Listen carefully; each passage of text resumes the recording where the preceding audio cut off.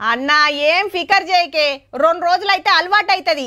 కెమెరాలు కనబడంగానే పిడికిలెత్తి తెలంగాణ తల వంచది, జై తెలంగాణ అను గంతే అని రామన్న పక్కకు కూకొని కవితక్క చెప్తున్నట్టు ఎవరు తయారు చేసిండ్రో గాని సోషల్ మీడియాలో మస్తు గిరికలు కొడుతుందబ్బా.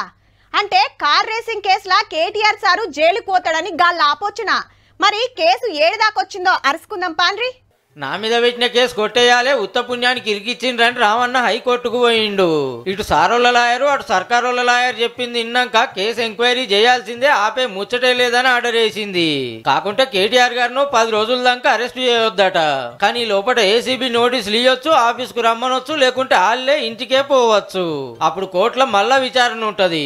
కేటీఆర్ గారికి ఊరటానికి కొంత మీడియా కథనాలు చెప్తున్నాయి, కానీ ఇక్కడ ఏసీబీ వారికే ఊరట. ఎందుకంటే వీళ్ళకు సమయం అవసరము. డెఫినెట్లీ అరెస్ట్ అయ్యే అవకాశం కూడా ఉంటుంది. అరెస్ట్ కావద్దు అని ఎక్కడ లేదు. డెఫినెట్ 10 days తర్వాత ఏమైనా జరగవచ్చు. కేసుకు సంబంధించిన కాగితాలు కత్పలు పట్టుకపోయి చూపిస్తే అటెన్కి ఏమైతుందో ఇప్పుడే ఎవ్వరు చెప్పలేరు.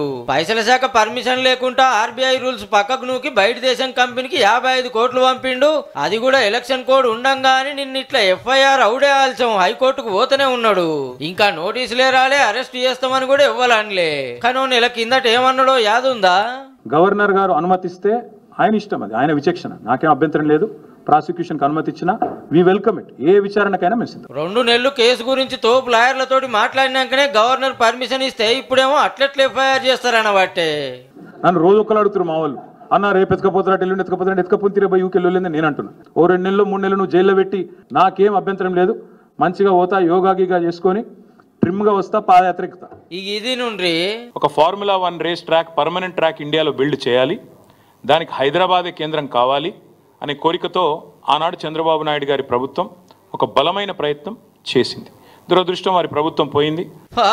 రేవంత్ రెడ్డి గారు చంద్రబాబు శిష్యుడు అని ఊకూకనటోళ్ళు వీళ్ళకి అక్కడికి వచ్చే కాడైతే అదే బాబు గారిని పొట్టు వాడుకుంటారు అన్నట్టు. చూడాలి మరిగా ఈ 10 రోజుల్లో ఏమవుతుందో, అటెన్కి ఎట్లుంటుందో. 192 దేశాలు పోటీ పడతాయి. దాన్ని మన హైదరాబాద్ కు తేవడం కేటీఆర్ గారు చేసిన తప్ప. ఈ రాష్ట్రం యొక్క బ్రాండ్ ఇమేజ్ ను ప్రపంచ పటంలో నిలబెట్టే ప్రయత్నం చేసిండు కేటీఆర్ గారు.